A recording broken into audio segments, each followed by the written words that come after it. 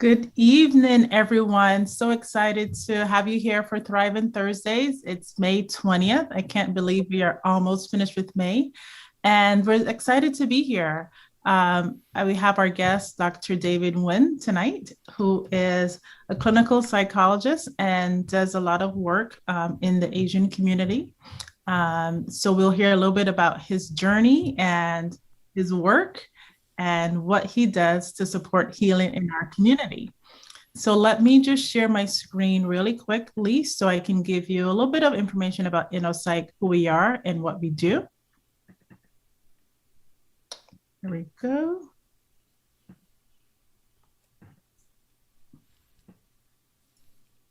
And this is a nice pic of Dr. David. You're looking fine. Look at you. And I should say, David and I work on the Mass Psych Association, one of their task force together. So it's been great to get to know him and his work personally. So Innocyc is an organization that's on a mission to disrupt racial disparities in mental health. Our goal is really to make sure that people of color have an easier and faster time finding a therapist of color. We also really invested in changing the conversation about mental health and wellness. And part of this is doing conversations like this. So you directly from mental health therapist, professionals, therapists, psychiatrists, psychologists, you actually hear our voices. You get to know us and know that when you come into the room with us, it's going to be the same. Like there's no mystery around it. We are cool people, I like to think. But we're also really invested in your journey and your wellness. So these conversations are about that. So if you are a therapist of color, we welcome you to join our directory. We have a very ambitious campaign this year where we're looking to feature 2021 therapists of color on our network. Every day we're adding more and more therapists. So if you're a therapist of color, please join the directory. And if you're a person looking for a therapist of color, just go to our website, find a therapist, innocyc.com/find a therapist, and you can find us there. The other thing that I want you to know is we just kind of revamped our website. So you're going to go, when you go on, you're going to see some fresh looking images. And we just relaunched our My Time to Thrive card deck. This is a card deck that's based on mindfulness strategies. And the goal is to help you find your healing journey, to start your healing journey and continue a healing journey. It's something that you can use with your therapist as well, on your own. Share one with your friends or family members. And the goal is, again, to make those conversations about emotional healing more accessible. This is our Therapist of Color directory, as I mentioned earlier.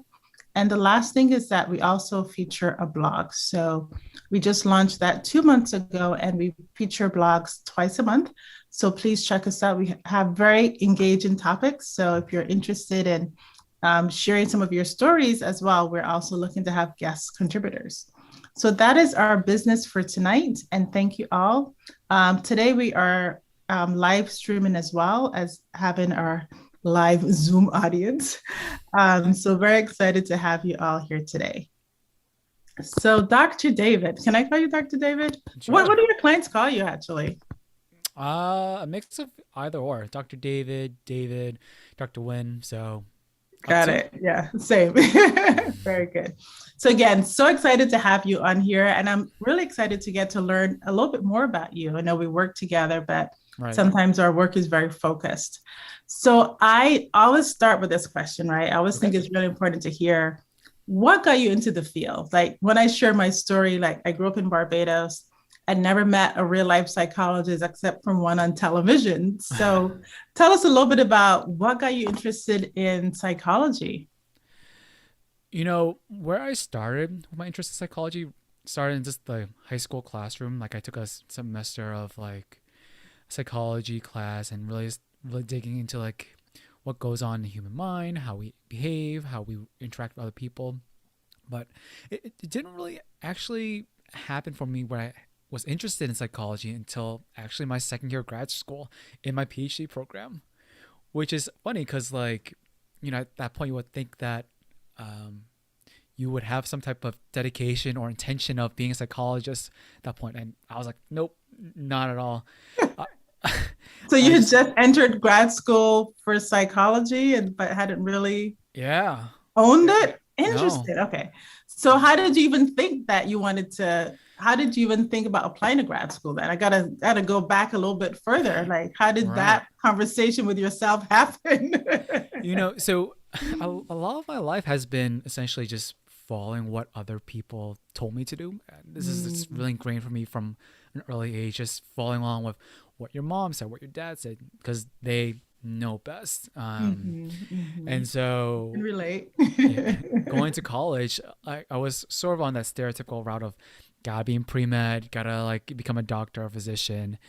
And it wasn't until like a year in that I'm like, this is not for me. And Mhm, the only way I could describe it at the time was I don't want to just meet with someone for 15 minutes to 20 minutes once a year. That just seems so limited and so mhm, not a satisfying job at all. mhm, And mhm, so uh, I was a psychology major though in college, and so I had great advisors who really pointed me into the right direction and helped me explore as to what I might be interested in. And at the time, I still wasn't really owning psychology. Still, it was just still something I was thinking about or pondering about until my advisor, my junior, said to me, because I was thinking of just going to graduate school for master's program. He said, mhm. "David, why don't you just apply to a PhD program?" And I'm like, "Sure, why not?" Sure. And it wasn't until again I met my first client in my first clinical year that I was like, damn, this is for me. This is what I want to do. Oh wow, wow. That must have been really amazing to have that moment. It's like I've been kind of following people's suggestions all along, but now, oh, here's the moment that, oh my God, this is actually what I want to do. What was it about that Mm. interaction or that client that really kind of sparked it for you? It's literally just being able to get to know someone and be privileged to hear their story. Like we Mm-hmm. all come through many different walks of life, different barriers, different doors that we've gone through, and to be able to really sit with someone, have the honor of hearing their story, their feelings, their struggles. That's something that's really rare and precious, Mm-hmm. that people wouldn't share with otherwise. And so to hear that and just be walk along with their experiences as they go through that clinical journey, that has been and continues to be such a satisfying thing for me, and such a privilege for me to do. And that really snagged, you know, the whole thing for me. That made That's the deal. nice. Good. So that was like, whoa, what a relief then, right? Yeah, yeah, that didn't work out. I might have been like, oh, 2 years down, graduate school tuition. Oh, geez. Yeah, that's great. That's great. Thank you for sharing that. I think it's always so inspiring. And I know for many of us, kind of you shared, sometimes we grow up, we hear limited career options, right? Mm, Doctor, lawyer, engineer, right? Those, for many of us in the Caribbean, those were kind of the three choices that you had. right, Um, right. how did your parents respond to your career choice? Oh, terribly. They were like, No. "You want to become a doctor, a psychologist? That makes no money. Why would you do that?" Right? Like, and especially because my parents, my mom in particular, put so much investment in me, in my education, Mhm. financially, physically. Like, she was just really upset that Mhm. here I am, to her eyes, squandering all her efforts, and Mhm. that had been a challenge. And to this day, to some extent, it still is a challenge. She still Mhm. tells me, "So David, when are you going to medical school to become a psychiatrist?" Oh I wow. still hear that. Yeah, Not wow. to the same extent because it's gotten better, though that still is a recurring thing for my parents and my Yeah, family. yeah. Yeah, I think it's hard because, on one hand, they just want the best for you, right? They just want to make Mm, sure that you're well and you're taken care of. And that there's a part that they're going to be taken care of too, right, right? right. Like my parents don't have a retirement. They're like, "David, you're my retirement account." Exactly. But that's what I tell my kids too. I keep saying, so who's gonna take care of mama? Who's gonna take care? So yeah. Mm-hmm. Mm-hmm. Um, yeah, and I think too, like because they don't really understand the field, they don't understand, and mental health often had such negative stigma in our cultures. that people don't see it as a viable career. I hear college students all the time say, yeah, my family members tell me, don't go, like that doesn't exist. Don't do that. You're not going to make any money. Yep. And then for many of us, it's not, for me anyway, it wasn't about making money, right? It's definitely changed over time. Like I definitely, had this thing where I just wanted to be comfortable and have a job where it was fulfilling and satisfying. But I also now see that I could also have more than just a satisfying job, that I could actually create some wealth through this career, because we can go into any areas. Yeah. I think that's been such a freeing aspect where I can go and do this one day, this another day. And that really came to light to me when I was doing my clinical training. Like, for example, I did like a rotation in sports psychology, thinking, oh, I could become a Nice. psychologist for a sports team like basketball. Like, oh, that'd be awesome. So yeah. Great. Well, that's a nice segue. So tell us a little bit about your day to day. What do you actually do? Like, I know you're at Cambridge Health Alliance and they have a number of different clinics. So tell us a little bit about what your day to day is. What's your specialty? What populations you tend to focus on in your work? Sure. So Cambridge Health Alliance is for the majority like a public safety net hospital focusing on working with low income immigrant individuals and non-native speakers. And so that's the bulk of my work, where half time I'm working the outpatient clinic, just doing individual and group therapy for a variety of different issues that may come through the door, whether it be like text anxiety, worry about paying rent the next day, to things such as like military trauma or sexual trauma. And so that's the one half of my work. The other half of my work is in the like what we call like the urgent care of psychology. People who are just frequent flyers coming in the door, having a lot of distress, maybe just need like a 2 or 3 session like short like talk with someone, and then they can carry on.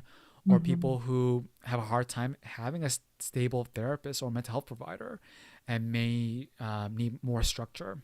And so that's the other bulk of my work, dealing with or working with those individuals. In addition to my current role as a supervisor, helping train clinical psychologists, interns, and medical residents in doing therapy work.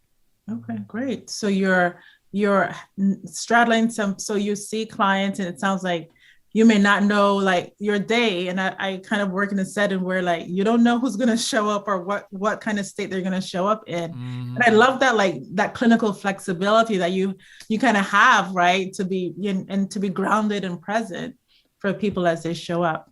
So you're doing direct service, but you're also training interns and psychology fellows and psychiatry medical students as well. Is that what you said? Yeah, yeah. Nice. That's real great. Great. Yeah. I think I find that to be so satisfying for me too, just to train other individuals to do therapy work. Yeah. Like that, I want to be a major part of my work going for my career, just because it's awesome to see people grow, develop, and work with other individuals who are struggling. Yeah. That's awesome. Great.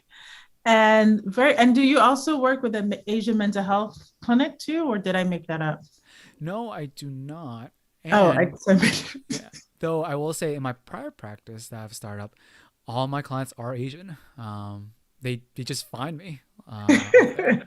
I didn't advertise myself in that anyway, but I guess That's called word of mouth advertising. Yes. You do a yeah. good job and people tell you. That's Oh. great. So, I always answer this question. So, what is it like when clients see you and see, oh, this is someone who looks like me, who understands my culture, my background? What is that like for your clients to walk in and like, oh my God, this is someone who looks like me? Yeah. It's a mixture of both relief and a feeling of validation. Relief because like finally someone can understand me. Finally, someone that can hear me and know what I'm talking about without having to go through a lot of details. Yes. That has been something that they really have cherished. Even if I don't say anything that particularly would relate to their experience, they make us certain guesses as to, by looking at me, what I'm about, because they are looking for someone to connect with and understand who they are. So I think that's the first part, and the validation, like when they do make those assumptions shared with me, and I do reflect it back to them, it's like, oh man, thank you. Like, thank you for hearing me. Thank you for understanding. Right. And Oh that's the my same God. person. I'm so glad I don't have to explain to you this Mm, particular thing. Yeah, yeah. Yeah. that's Because I think great. a lot of times when they work with providers who aren't the same like background as they are, they feel like, they're still not getting them. And Hmm. not to the issue of the other provider. It's just more so like these implicit assumptions we have just having a shared identity with someone. Right. Right. Have you had to, because I've also had to do that, being someone who's from another country, immigrated, years ago, but particularly early on, where I was getting to know the culture, sometimes people make assumptions that we had a shared kind of history or Mm, our cultural upbringing when we didn't necessarily. So, how have you been able to navigate that? Because I know Asian cultures are so diverse as well. So, has that come up for you in your work? definitely, definitely. Um, in those moments, I really make an effort to make sure that I personally don't assume. Like they may assume certain things, Mm-hmm. but I try not to. Like I try to be very inquisitive in things that they're like.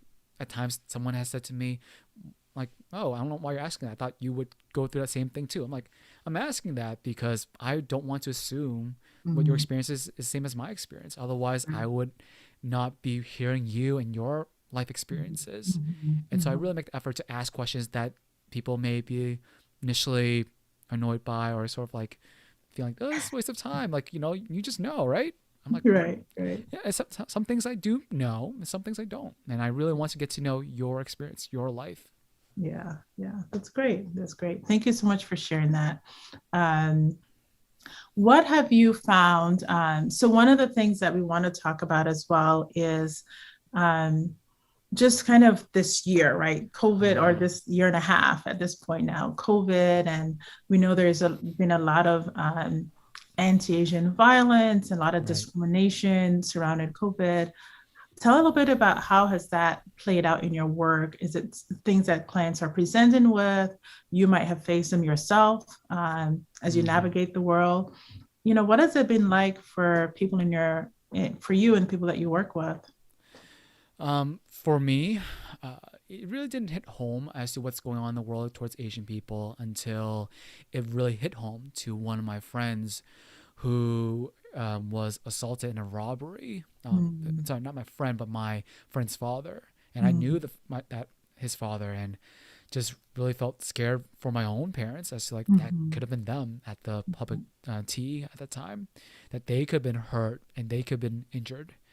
And so when I had that experience, I became really scared and really worried. And a mhm, lot of people coming through my door who are also of Asian background, they also share like worry as to going outside, having their parents be alone outdoors by themselves, mhm, worry about what might happen to them. mhm, Even my own brother said to me, and because I was trying to meet with him individually, he said to me like, I don't want to leave my girlfriend alone because I don't know what's going to happen to her should mhm. she be alone. Right, So I think that's what's happening for a lot of Asian people. Just a lot of fear and worry as to, am I going to be the next headline in the news? right, right, right. And it's been so like a lot of the violence has been targeted towards elderly Mm, people as well, which was really hard. yeah, That people who are, um, you know, can defend themselves in some ways. right. And I think Asian people also have this experience of being seen as not not willing to assert themselves or really advocate for themselves or speak up or do anything about it. So it's this perception of passivism Mhm, that I think leads them to be even more targeted. mhm, Just mhm. these stereotypes of Asian individuals out there. Yeah. Are there any resources or programs in terms of people who are interested in, who might be listening in and want to help or support that you've worked with directly or would recommend people kind of check out to um, service allies, donations, Mm-hmm. yeah, anything that you can come to mind, or I'm happy to share later as well. Yeah, there's two that comes up to mind. Two that I'm familiar with. One is I don't remember the exact name, but it's this Vietnamese organization that happens in Dorchester. They do a lot of work with the Vietnamese immigrants out in that area, and so Yeah. I think that would be one area. I think it's close to Field's Corner. Yeah, actually, I work at a high school, which is literally a block away. So the Vietnamese American, I think it's a cultural center, but yeah, it's on Charles Street in Dorchester. So that's one. And Mhm. then there's a few different organizations in Chinatown itself that are trying to address some of the things going on, keeping the neighborhood safe. And so any of those as well that Okay, I'm familiar great, with. great. And those are for folks who are in the Boston area and Massachusetts area. Yeah, And we'll definitely make sure that we source some resources nationally that people can tap into. of course. So, so tell us a little bit about what what does healing look like for you in your work? A lot of what we're trying to communicate here in this program is, how do we start to promote and encourage a sense of healing and thriving in our communities? You know, Kind of fighting those barriers that have Mm-hmm. prevented us from accessing therapy or mental health resources, Mm-hmm. or other ways of healing, right? Because I think therapy is definitely one aspect, but talk therapy is not for everybody. Nope. And so, but other aspects of healing. So, what are some things that you recommend to your clients? What are some approaches that you use with your clients in your therapy work? So one of the things I try to do in my therapy work is really just leave the door open for them as to where they want to go. A lot of people, especially in this world, um, are subject to, similar to myself, being told what to do, have expectations of what needs to be done, the shoulds or the must. And Mhm. I really try to, at the start, just be like, this is your space. This is your world. And for this next however long we have, this is what you want to make of it. And I think just that in itself is pretty bizarre for a lot of people. They're like, oh, Right. what do I do? Especially if they've never been in therapy before. They're kind of Yeah. like, what do I do here? How's therapy supposed to work? And really, there isn't supposed to how this works. And that can be healing in itself, just allowing you just to, whatever it is, talk about what you want to talk about, feel what you want to feel about. And just to have agency for yourself again in this world where a lot of times you don't feel like you have agency to talk about or feel what you want to feel. Mhm. It's so funny. I always tell people that it's such an affirming space when you go to a therapist and their agenda is just your agenda. They have no secondary gain. It's really just about you. So that can be kind of overwhelming for people. It's like, well, what do I Mm-hmm. talk about? Right. People come like, what do I talk about? Talk about the things that you want to improve on or you want to work on in your life. And we'll help Mm-hmm. guide you with prompts or questions.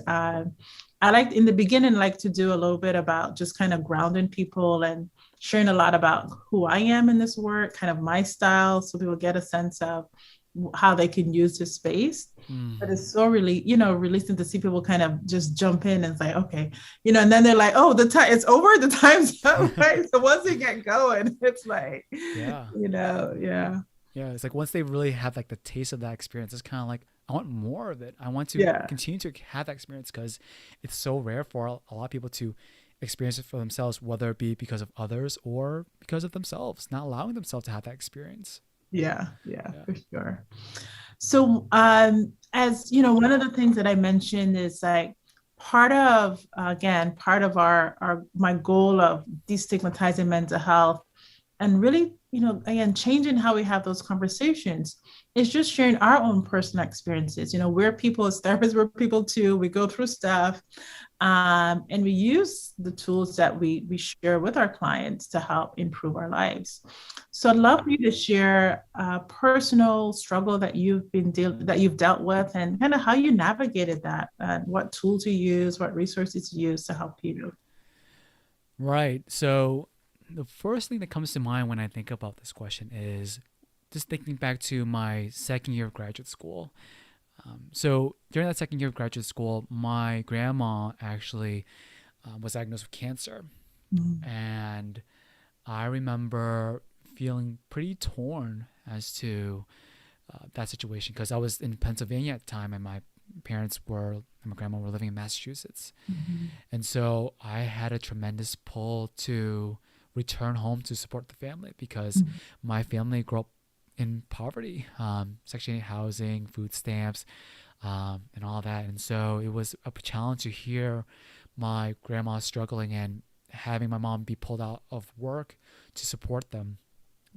I remember going to my advisor's office and saying to him, like, and his name is Chris, I said, Chris, I don't think I can do this anymore. I think I have to go home. And during that time, just breaking down too, like just crying in his office about how painful that is to make that choice, having to make this, wanting to make the sacrifice for them, to support them. And I remember my advisor told me, he said to me, David, like, I hear you that you want to make a decision and I'm supportive of you. At the same time, if you make the decision for yourself, I don't think you'll come back, come back to the program. And he was right. Like, if I made that decision, I would come back because how much I want to support them, how much I believe that they needed me there. And when I really look back at that experience, I think about how much poverty was internalized within me, thinking that we're always struggling. We always had to be frugal, always trying to save a buck because it only takes a little bit to really like have that tip over to back to being struggling for food or water. And that's a lot of things that, you know, was systemic over the years or intergenerational, because my own parents came from a time in Vietnam right after the Vietnam War where there was a lot of poverty. Like they weren't able to obtain money for themselves or build wealth. Everything was just fought over. And so in that time when I was crying there, to have him, someone who could understand me and really support me in my decision making, but also just be real with me, saying, hey, like, I hear you and I just want to let you know, like, I think this would happen if you did make the decision. And keeping the space or door open to me to continue having that conversation really helped me firm up my decision, and also prompt me to just ask my parents, like, do you actually need me? Do you actually want me there? And for them, they said, no, like, we want you to consistently, we'll manage as best we can. And in some ways I look back at it thinking, oh, I'm going to try hard, like, you know, just double down my efforts here, thinking I'll support my family by studying harder. And when I come back out of my program, that's when I can really help out the family as much as I can, which I've done so today. Yeah. Thanks for sharing that. That was such a powerful story. And I mean, there's so many pieces to unpack, David. I just, again, thank you for just sharing that part of your story and your journey to grad school. Like, so to me, like, it's like that process was even more important for you, right? Being able to finish and complete the program, and what value that had for your family to finish. But hearing that being torn to, like, do I kind of, you know, stop what I'm doing and support them financially, right? And, you know, it's hard, right? Like, you know, always, you know, there's no win-win situation, right? It feels like, you know, often can feel like you're losing, right? If you left or if you stayed, you kind of miss that connection with your family. I don't know how's your I don't know what's the outcome with your grandma. But yeah. Well, luckily my grandma's still living. She's 91 years old now. Amazing. Yep. She's got another decade or two ahead of her. She's the healthiest as anyone can expect her to be. That is amazing. Which is an amazing end to that story. The other piece that you right? Because I, you know, it's so funny because I work with high school students, and, you know, it's a conversation that I have a lot because it's like, many of them, you know, once they finish high school, or sometimes they don't, you know, they're like, I just need to go work and help the family. Right. And man, like, it's hard. Like, I get it. And I try to just, you know, I try to come from a place that's not judgmental, but yeah, I hear you. And like, yeah, if you're working at certain jobs right now, like, that pay seems really good, but 10 years from now, it's not, right? So like, how are you thinking, you know, over the long term? But I know it's a pull, right? It's a pull because, like, well, my needs are now, right? My needs are now. Yep. So it can feel like a really impossible decision. Yeah, I really had to believe that they will be okay and fight every fiber within me, challenging me that it's not going to be okay, that it's not, like, they need you. And I think if it wasn't for people to, like, reaffirm me that it's going to be okay, that I can do this and I am still doing this for the family. That's not a selfish thing for me to stay away. That helped me be there and continue Right. to do the work, because there was so many things happening for me where I'm like, no, they need me now, and I will take that minimum wage job at Burger King or McDonald's or whatnot just to support them, because that's what they need right now. Right. Right. Sounds good. And then the other piece that you mentioned is one, that your advisor, amazing, right? Because it's a mixed bag sometimes, our Mm-hmm. advisors. And I was fortunate to have a wonderful advisor. So, um, but there's something that you shared in that um, conversation, breaking down and crying in your advisor's Mm-hmm. office. So let's talk about that, because we have these stereotypes about men and males and what they can and can't do. So Mm-hmm. there's an enormous amount of vulnerability that you had with your advisor, but also to be able to share that in this space. So I just want to name and lift that up, because I think it's so important to model, like, these are normal emotions that Right. we have and reactions that we have, and it's okay to share them. Mm-hmm. Yeah. And it was tough too, because I think there's a thing for like men sharing emotions with other men, because my Mm-hmm. advisor was male, and thankfully like he was Asian male. And Mm-hmm. so kind of looking back to what we discussed earlier, just the shared connections and identities there, and the Mm-hmm. meaning we can make from each other is like where he kind of understood me, that pull to be with family, because he himself also experienced that pull before, and so he get where I was coming from. Yeah. And with that experience there, that's allowed me to not have to explain myself of like what I was going through, what I was thinking, and just be there for Mm-hmm. the feelings. And Mm-hmm. that Mm-hmm. connection that we have, I'll really allow myself to just be in that moment. Yeah. Whereas Yeah. I was such in a pressured rush of like, I had to go home, I have to go home. um, Right, because that's all you could see, right? That was all you could see. mm-hmm, And it's so important, like you said, to be in a space with someone who gets it, where you didn't have to explain. He understood mm-hmm. innately kind of what that pull was for you. Yeah. And they make you feel bad for either option, that you were considering. Yeah, like he just understood, like, hey, if you do this, sure, go for it. I'm so full support. If you say Yeah. stay here, great, awesome. And I think that's something that I really admired about him, and something I try to do in my own work too. Is just that be like, you can do whatever you want. Like, I'm not here to tell you which way to go, and whichever way you do go, I'll be here to support you all the way. And if it doesn't work, you fall flat on your face, I'll be here to like support you then too. Right. And if you thrive, we're good, right? Yeah, we're gonna like celebrate. I have a client like that. She's very funny. But yeah, like, therapy is not about us telling you what to do, right? It's not at all. It's like the answers are there with you, within you. And our goal is to help pull you out and help you see other possibilities that you Mm, might not be seeing.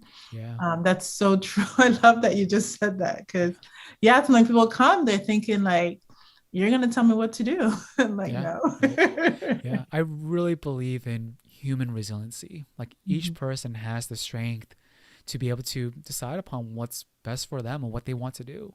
It's just that society or relationships or people just tell us not to, or ourselves tell us that's not what we want, when it actually is what we want. Right. It may be difficult to pick that decision or make that decision for yourself. And at the Mhm. same time, there's so much desire and benefit for you to make a decision, because that's what you truly want. That's what's going to help you the most. Yeah. Yeah. So I want to go back to, because I know you said a lot of your clients in your private practice are Asian, and we talked a little bit about you're working with a lot of Asian males. What Mm-hmm. is that? And again, we're talking generally, you're not, just for people, like, we don't talk specifically about our clients, because part of that is maintaining Right. confidentiality. But what is that process like? Because some of the stereotypes, right, are Asian males are very kind of stoic, don't show emotion. The same in Mm-hmm. my culture, right? Caribbean men, you don't show emotions, right? You're providers. And so how is that process? Like, how do people maybe evolve and through that therapy process? What do you see happening? What are some things that get sparked for you to see clients come in and kind of move through different aspects of themselves? Yeah. So I think the first part in that process is one, just allowing them just to, again, be or feel or think about whatever they're experiencing without any pushback or expectations to see or feel or think a certain way, because a lot of times, especially for men, Asian men, like we're already set up to be a certain way, whether it be, from what our parents shared with us, what our culture expects from us. And so trying to first address that, or leave that at the door, so that you can just be whoever you want to be. And then learning about for themselves, like, why is it that they were that way in the first place? Why do they think the way they think, feel the way they feel, or behave in the way they behave? Understand why they came to be and how that benefited them, but also how that may have robbed them too of being able to just be. And ask them, is that what you want to continue? Like, you're free to continue, of course, if you so choose. And I'm going to support that in continuing, yet also at the same time, help you realize that this is what's happening, and have you make that intentional choice for yourself. Is this what you want? Because if that is, that's okay. That's all right that what you want. Just know that, like, this is where it's coming from, and this is what's happening as you make that choice. And if they so choose to choose the other route to change, then okay, we can definitely change, and we can learn how to change together. And I'll support you along the way, and help you go through the difficult process of learning new ways to behave or feel or think, while also helping you navigate this system where, and I really share this a lot with my clients, when you change, this system will try to keep you within the system, will help make you not change, because they're so used to you being the same, and just orienting you, be like, it's going to be a challenge because other people don't want you to change, right? And helping you stay firm in your resolve and your intentions of changing, because that's, I think, the hardest part, because the people around you keeping you the same. Yeah, that is so powerful. I'm so glad you said that, because it's true, right? So, and I tell clients a lot, like, you can only change you. You can't change other people around you. But that's the fact too. When you change, like, they will do all they can to replicate those patterns, of unhealthy patterns that are not working. Yep. And it takes a lot of resolve to kind of stay with what it is. So yeah, that is it's like really help them stay firm, because once you stay firm in your resolve, as difficult as it may be, they will adjust to you. They will also change. And it may be for the better too. Great. So we're almost about to wrap up. So folks, I hope you've been enjoying this conversation. I definitely have. If you have any questions, please put them in the chat, and we'll get to them. So I know you have some creative entrepreneurial things going on. Is there anything you want to share, a sneak peek yet, or sure, or even about your practice? I don't know if you're looking for new clients.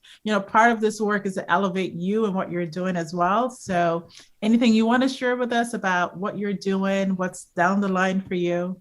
Sure, I'll speak to both. So yes, I've only recently started my private practice about a few months ago, and are you on Innocyc yet? Not yet, because I am trying to get I'm trying to set up my professional identity right now, so email address and all that stuff. So I will be on there soon. All right, Shauna, you hear? Shauna's gonna get you. She probably will be. So I definitely am looking for new clients for the future. Right now I'm trying to limit myself to a certain cap, because I'm still doing my full-time job at the hospital, and at least that for the foreseeable future. So that's one. The second thing, my side project right now. So me and 3 other Asian male psychologists have got together to do this podcast endeavor, and we're not trying to necessarily focus on it on Asian men, but the focus here is that we're trying to identify and elevate Asian male voices, and experiences that Asian men share. Because, for example, a lot of times the clients that walk through my door, a lot of them are just sharing with me or talking about the same thing, right? The same background, the same pressures, experiences. And one of the psychologists actually did a research study on this too, about the Asian male experience. And there's so many common themes and so many desires for it to be heard, to be understood, to be related to. And so we're hoping that this podcast can be a way to share Asian male stories or experiences from our personal experiences, and hope that that can relate to experiences that other Asian men are experiencing, and saying hey, I go through that too. Because a lot of times, and I share this in podcasts, where we go through life and when we talk about our experiences, we just get the there, I hear you, I feel you. Mhm. That's it.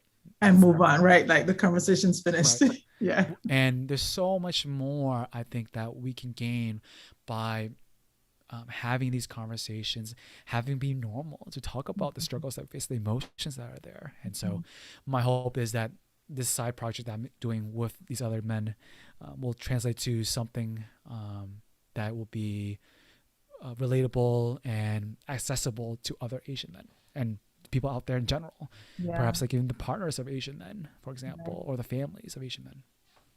That is really cool. I'm really appreciate it. And I think it's similar to what we're doing here, right? It's just like, how are we normalizing our experiences? How are we giving people words to explain what they're going on? Like, it's not just you, like so many things are similar, like, and it's great to have that validation, like, oh, it's not just me, or the people dealing with this, but then also there are supports, right? There are things that I can do. There's some Mm-hmm. strategies that I can use to help me navigate these things. Yeah.